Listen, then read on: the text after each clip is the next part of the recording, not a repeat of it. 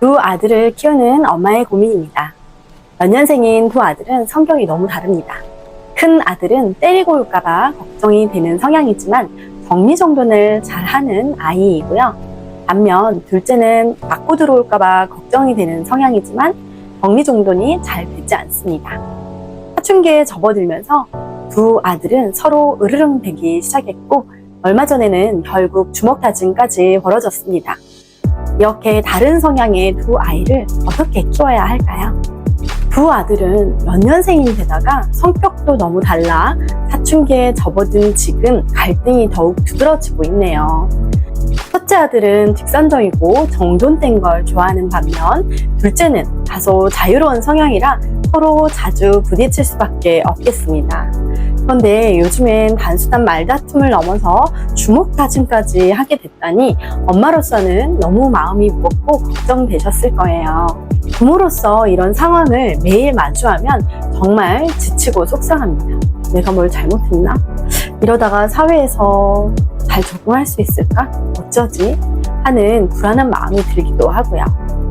형제끼리 다툼이 있어도 어느 선까지만 하길 바라는데 그게 또 폭력까지 이어지면 정말 심각하게 느껴지기도 합니다. 이런 고민과 감정은 너무나도 자연스럽고 충분히 이해가 됩니다. 그런데요, 엄마는 이미 두 아들의 기질을 굉장히 깊이 잘 관찰하고 계십니다. 큰아들의 깔끔한 성향, 둘째 아들의 부드러움과 방어적인 태도까지도 정확히 이해하고 계시잖아요. 이건 단순한 걱정이 아니라 아이들을 존중하고자 하는 부모의 마음이 있기 때문에 가능한 겁니다. 이것 자체가 부모로서는 아주 큰 장점입니다. 현재의 문제의 핵심은 두 가지로 볼 수 있습니다. 첫째는 성향 차이로 인한 갈등이 정서적 충돌을 넘어 물리적 충동으로 번지고 있다는 점입니다. 두 번째는요, 이 과정에서 엄마가 심판자 또는 제재자 역할만 하게 되면 아이들과의 관계가 긴장될 수 있다는 점입니다. 형제의 갈등은 어느 가정에서나 있습니다. 특히 연년생은 또래 경쟁과 역할 충돌이 겹쳐서 갈등 빈도가 높습니다. 게다가 뇌과학적으로 사춘기 시기의 아이들은 감정 조절을 담당하는 전두엽이 미숙한 상태입니다. 남자의 경우 전두엽이 30살까지도 계속 발달을 하거든요. 그래서 사춘기에는 말보다는 몸으로 먼저 반응하는 일이 흔합니다. 이것을 문제 행동으로 보기보다는 감정 표현을 훈련하는 과정이라고 여겨보시면 어떨까요? 두 아이의 성격 자체는 문제가 아니라 조율이 필요한 에너지의 차이입니다. 이 큰아들의 직선적이고 깔끔한 성향은 질서를 만들 수 있는 힘이 있고요. 이 둘째의 유연하고 감성적인 성향은 관계를 중재할 수 있는 능력이 있습니다. 이 에너지들이 부딪힐 때 폭발이 아니라 대화로 풀릴 수 있도록 부모가 안전한 구조를 마련해 주는 것이 핵심입니다. 자, 그렇다면 실질적인 해결 전략들을 한번 살펴볼까요? 첫 번째는요, 갈등 시 즉시 중단하고 거리 두기입니다. 싸움이 시작되면 누구의 잘못인지 따지기 전에 각자의 방으로 보내 잠시 거리를 두게 해주세요. 이건 벌이 아니라 감정 정리의 시간입니다. 두 번째는요, 감정 표현 훈련을 해보세요. 평소 자녀들에게 자신의 감정을 말로 표현하는 연습을 시켜주세요. 예를 들어, 동생이 내 물건을 함부로 만져서 기분이 나빠요. 방에 가서 잠깐 쉬고 싶어요. 엄마, 동생이 내 방에 들어오지 않게 해주세요. 라고 표현할 수 있도록 도와주는 겁니다. 이럴 때 네가 동생이니까 좀 참아. 뭐 그런 걸 가지고 남자가 쪼잔하게 그러니 그냥 엄마가 다른 거 하나 사줄게. 이런 말은 금물인 거 아시죠?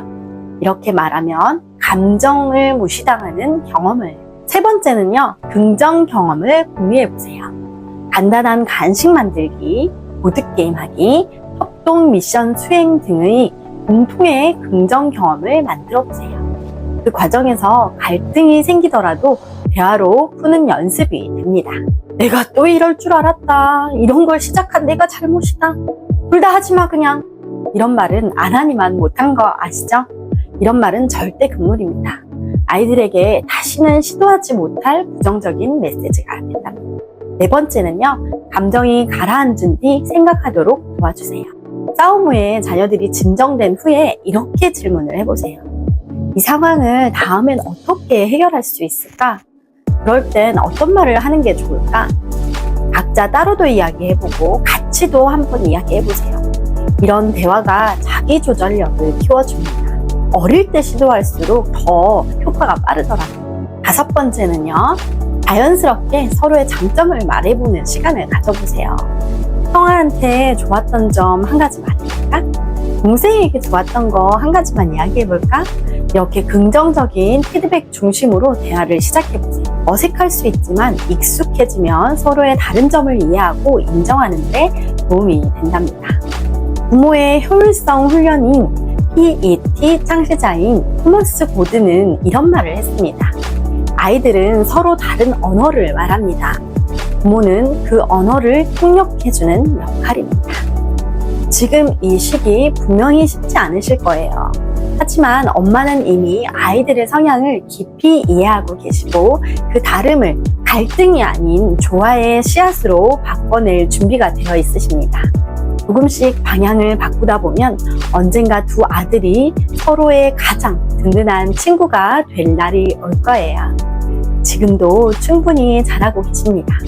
힘내시고 함께 이 여정을 만들어 가시기를 응원합니다.